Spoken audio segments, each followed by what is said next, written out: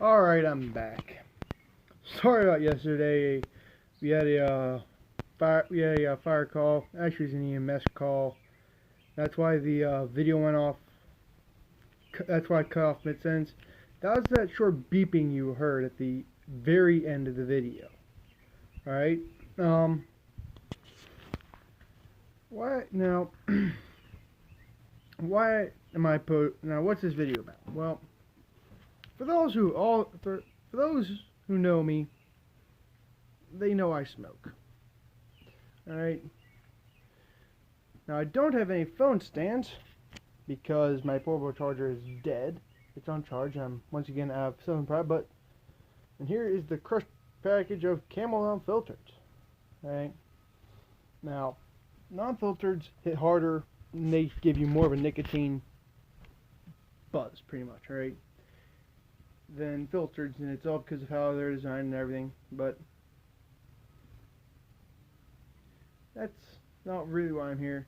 I'm also here to talk to you about what we do on medical call. Alright, depending on the medical call, we get anything from, poison ingestion all the way up to cardiac arrests. And that is a fatality where juniors are not allowed to go on. Alright.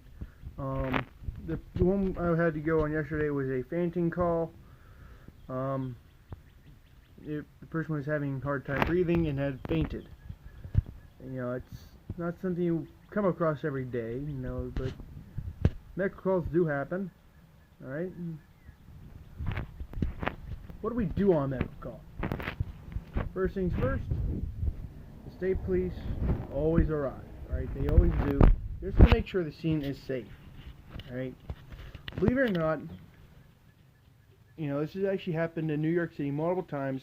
Happened a few times in Chicago and a lot of cities. What will actually happen are people will, have an illness or will actually have an illness, alright?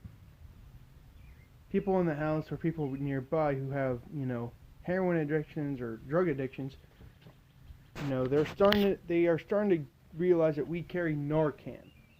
The get out of death, card, how Monopoly you get the free card? Yeah, it's that.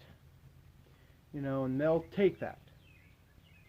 When we actually got certified to carry Narcan, we were warned that in New York City, it was actually a week before that, somebody had actually walked up to an ambulance, or I thought I was treating somebody, took the 2 Narcan kits they had. Alright? How pitiful is that? That's why they're there. And also, if we go into the house, we have to sign a piece of paper saying, yes, we were in that house. Alright? It's only there to make sure that, there's no liability or anything like that. And to see if, if the person does die and there is something shady, if they want our testimony. One such call I was actually on was, it was a cardiac arrest. The couple were, they were about to, well, I'll leave it there. We were called out. The wife was sitting out in the porch.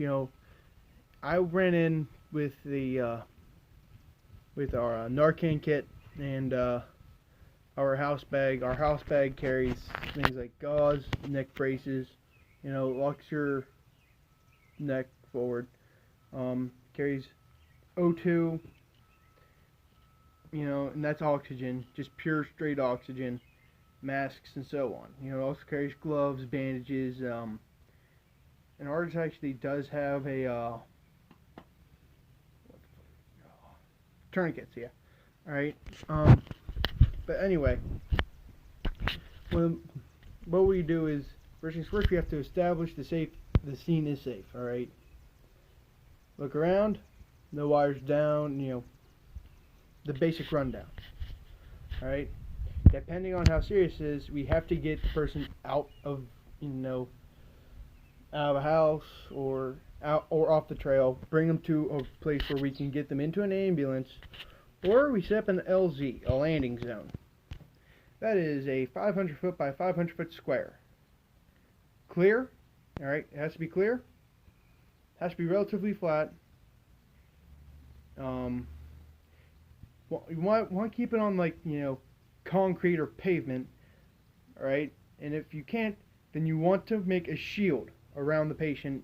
All right, and I actually had to do this once.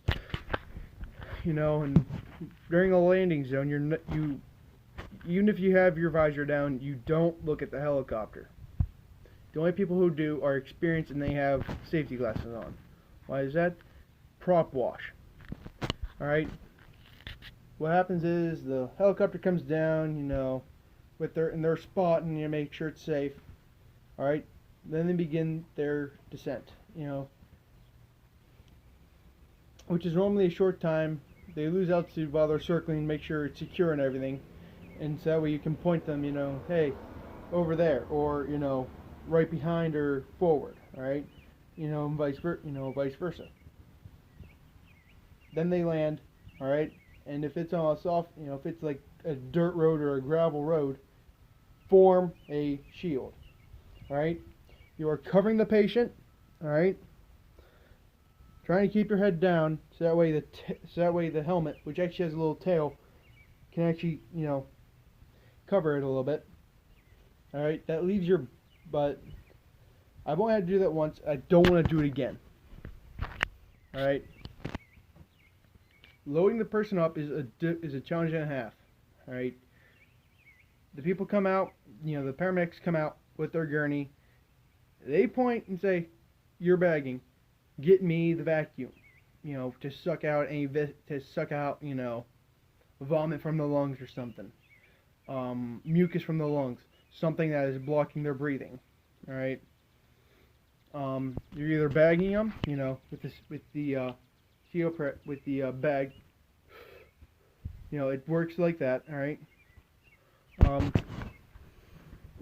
That's how that is, alright? Now, prop wash does hurt a little bit, even though we have, even though our pants have pretty thick liners and everything. Some of the rocks that, we're standard size, quarter size, pieces of gravel, they felt like somebody was actually going up with a little 2x4 with spikes, alright? And they will just hit you, alright?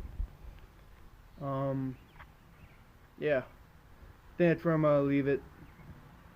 See y'all jackasses later.